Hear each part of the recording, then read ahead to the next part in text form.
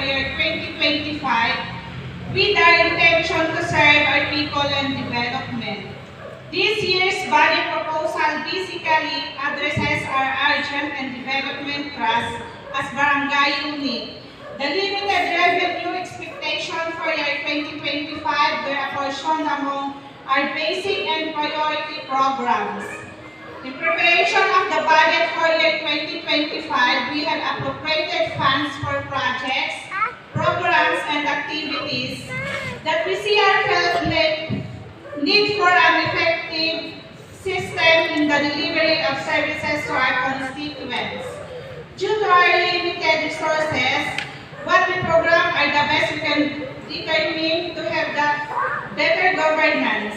To give you more detailed information, the following is the figures presentation of this proposed budgetary allocation.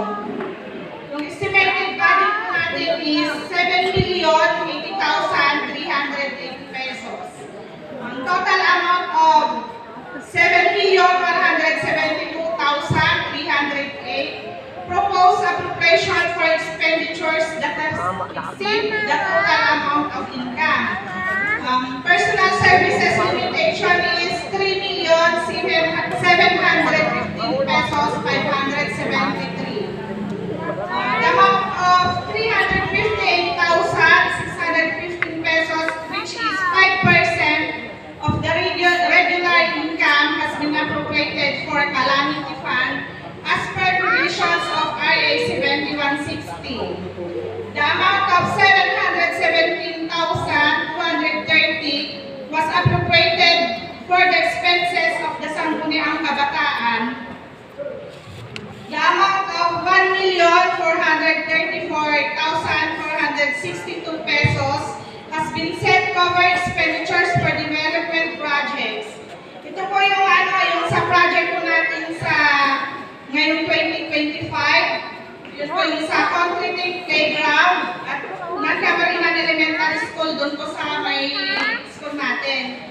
Then sa improvement of Child Development Center, dito po, tsaka sa Apalang po. I-renovate po yan. Then sa ganda po tayo ng solar lights, which is 200,000 pesos.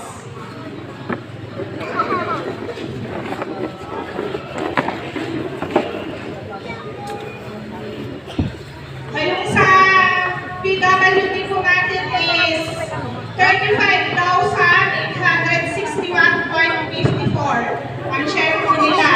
Then sa OSCA po, sa mga senior citizen po, 35,861.54. Yun po yung mga share nyo sa budget po natin.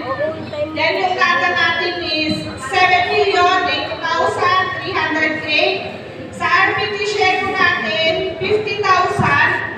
Barangay clearance and certifications, 20,000. Aid from LGUs, 2,000.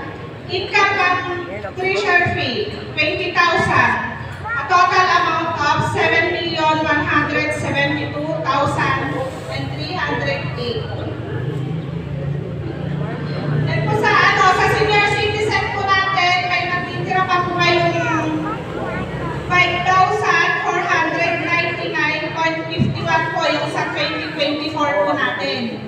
Yun po yung natitira po na budget niyo po. Then sa PWD naman po, 39,120 and 61 po yung sa 2024 continuing po.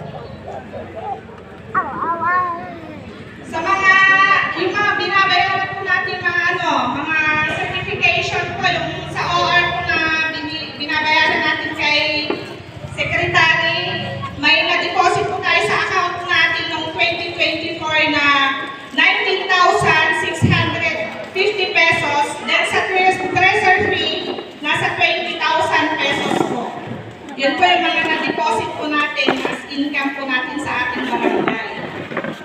So, ayun lamang po. Maraming salamat.